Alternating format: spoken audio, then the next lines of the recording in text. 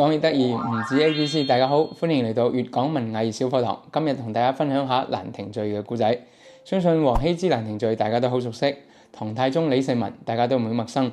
包括唐太宗攞蘭亭序去陪葬嘅講法，相信都有人聽過。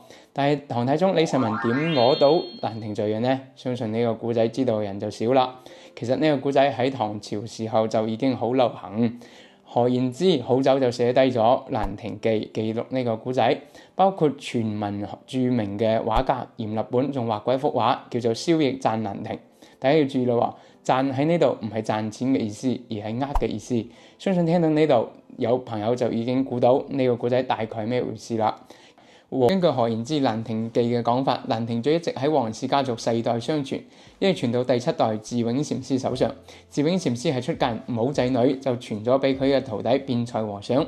李世民聽講辯才和尚手上有蘭亭序，就想買，但係辯才和尚一口咬定佢就冇，打死都唔認。李世民冇晒符，就問啲手下點算。呢個時候呢，房玄齡就推薦咗一個文藝青年蕭翼去搞掂呢單嘢。蕭翼應承咗，但係佢出發之前叫李世民先俾一啲二王，即係王羲之、王獻之父子嘅作品俾佢帶住。跟住蕭翼就扮成咗個書生，用咗半個月時間同辯才和尚交朋友，期間梗係少唔得吟詩作對噶啦。等到機會嚟到，蕭翼就話自己中意書法，仲帶咗二王啲字同辯才和尚一齊研究。辯才和尚睇咗之後就話：你呢幾件嘢都係真跡，不過就唔夠我件靚，因為我有蘭亭序。蕭翼即時扮唔信，咁第二日呢，辯才和尚就喺屋梁嘅暗格入面攞出咗蘭亭序同蕭翼晒冷啦。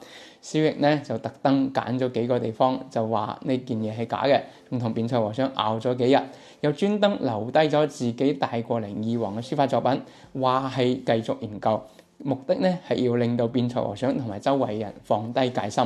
有一日，辯才和尚出咗門辦事，蕭翼即刻去到佢書房，同書童講：我有啲嘢留低喺入面要攞翻。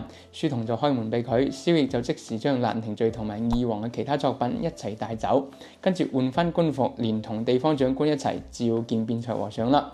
辯才和尚見到蕭翼咁嘅樣，就知道中計，差啲激死。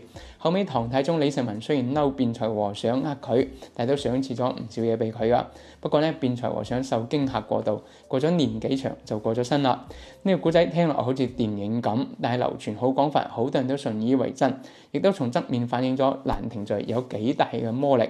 好啦，今日關於蘭亭序嘅故仔就講到呢度。如果對我呢個頻道感興趣嘅話，就歡迎關注我。係咁啦，拜拜。